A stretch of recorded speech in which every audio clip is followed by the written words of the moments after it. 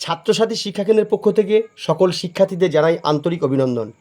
আজকে ভিডিওতে আমি আলোচনা করব দ্বিতীয় পর্যায়ক্রমিক মূল্যায়ন 2026 তৃতীয় শ্রেণীর গণিত প্রশ্নপত্র নিয়ে। তো এই প্রশ্নপত্রে কীভাবে উত্তর করতে হয় এবং প্রশ্নপত্র কীরকম হয় সেটা তোমাদের সামনে তুলে ধরবো। দেখো, প্রথমেই দেখতে পাচ্ছ এরকম একটা প্রশ্নপত্র অবশ্যই তৃতীয় শ্রেণী গণিত প্রশ্নপত্র। প্রথমেই পরীক্ষার্থীদের নাম লিখবে, তারপরে বিদ্যালয়ের নাম, ক্রমিক সংখ্যা এইভাবে লিখবে। এবার দেখো প্রশ্নে আসা যাক। প্রথম প্রশ্ন দেখো, একের দাগে কয়ের প্রশ্ন, ত্রিভুজের ড্যাশ বাহু, ত্রিভুজের তিনটি বাহু, এখানে তিনটি কথাটা লিখবে, তিনটি বাহু।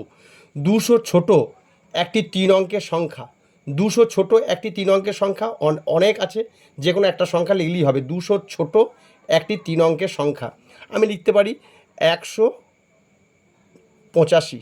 এরা দেখো 3 অঙ্কের সংখ্যা এবং 200 থেকে ছোট, ঠিক আছে, 200 থেকে ছোট হলেই হবে, তাহলে 185 আমরা লিখতে পারি। অন্য কিছু তোমরা লিখতে পারো।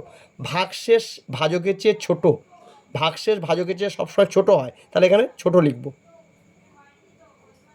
ঠিক আছে। 13কে 2 দিয়ে ভাগ করলে ভাগশেষ কত থাকে?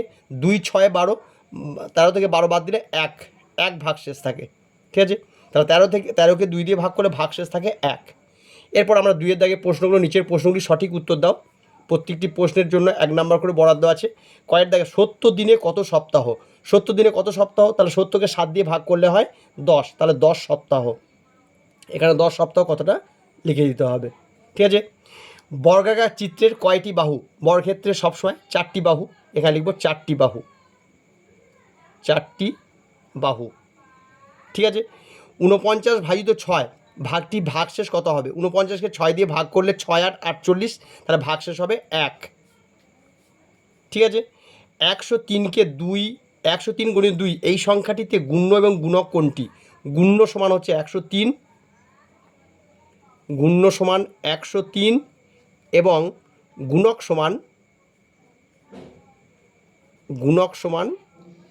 2, ঠিক আছে, বুঝতে পেরেছ? এবার দেখো 3-এর দাগে গুণ করতে হবে বলে যে 135কে 6 দিয়ে, 135কে 6 দিয়ে গুণ করব। 6 5 30 0, হাতে থাকলো 3, 6 3 18, 3 21 1, হাতে 2, 6 1 6 2 8, 810, গুণফল সমান হচ্ছে 810, ঠিক আছে। 123কে এবার 5 দিয়ে গুণ করতে বলেছে, 123কে 5 দিয়ে গুণ করি। 5 3 15, 5 হাতে থাকলো 1, 5 10 1 11 1, হাতে থাকলো 1, 5 5 6, 615, ঠিক আছে, গুণফল সমান 615। এরপর দেখো 4-এর দাগে ভাগ করে ভাজ্য ভাজক ভাগফল ও ভাগশেষ লিখতে বলেছে। প্রথমে কয়ের দাগে দেখো 800কে 4 দিয়ে ভাগ করতে বলেছে, 800কে 4 দিয়ে ভাগ করি। 4 2 8 0, 4 0 0, আবার 0 নামলো, 4 0 0, ওকে। তাহলে এখানে দেখো ভাজ্য, এখানে সব কিছু লিখতে হবে কিন্তু। ভাজ্য সমান এখানে লিখতে হবে ভাজ্য সমান 800, ঠিক আছে, জায়গা নেই, আমি তাই এখানে লিখে দেখাচ্ছি। ভাজক সমান হচ্ছে, ভাজক সমান 4, ভাজক সমান 4, ভাগফল সমান 200, ঠিক আছে। ভাগফল মানে ভাগ করে যেটা পাওয়া যায় সেটা হচ্ছে ভাগফল সমান 200, আর ভাগশেষ কিছুই নেই, ভাগশেষ সমান 0, ঠিক আছে, এখানে লিখে দিচ্ছি ভাগশেষ সমান 0, ঠিক আছে, ওকে। এই ভাগটা হয়ে গেছে। এবার আর একটা ভাগ করতে বলেছে 89কে 8 দিয়ে, তাহলে আমরা 89কে 8 দিয়ে ভাগ করি। তোমরা এরকমভাবেও ভাগটা করতে পারো। 8 1 8, 9 নামলো, আবার 8 1 8, 8 করে না 1 9, ঠিক আছে। তাহলে এখানে দেখো, এখানে ভাজ্য সমান লিখি, ভাজ্য সমান হচ্ছে 89, ভাজক সমান 8, ভাগফল সমান 11, ভাগফল সমান 11 এবং ভাগশেষ সমান 1, ঠিক আছে। আশা করি তোমরা বুঝতে পারছো। যদি কোনো জায়গায় বুঝতে অসুবিধা হয় তাহলে অবশ্যই কমেন্ট বক্সে কমেন্ট করে জানিও। এরপর আমরা নেক্সট কোশ্চেনে চলে যাচ্ছি। দেখো 5-এর দাগে নিচের সমস্যাগুলি সমাধান করতে বলেছে। মা 303টি নারকেল নাড়ু তৈরি করেছেন, আমাকে 3টি জারে সমানভাবে ভাগ করে রাখতে বললেন, প্রতি জারে কয়টি নাড়ু থাকবে?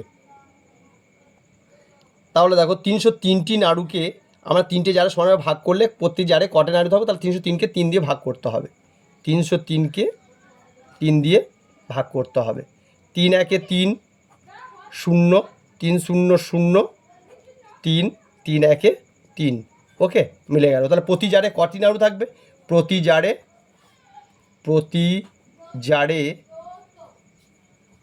101টি করে নাড়ু থাকবে, 101টি করে নাড়ু থাকবে। ঠিক আছে, বেশ। এবার এক ঘুড়ি বিক্রেতা 148টি ঘুড়ি বিক্রি করেছেন, প্রতি ঘুড়ির দাম 6 টাকা হলে ওই বিক্রেতা মোট কত টাকা পেলেন?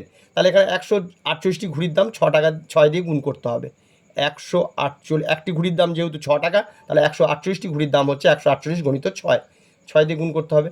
6 8 48, 8 হাতালো 4, 6 24 আর 4 28, 8 হাতে 2, 6 6 6 1 6 আর 2 8, 888। ঠিক আছে, তাহলে ওই বিক্রেতা মোট কত টাকা পেলেন? ওই বিক্রেতা মোট 888 টাকা পেলেন।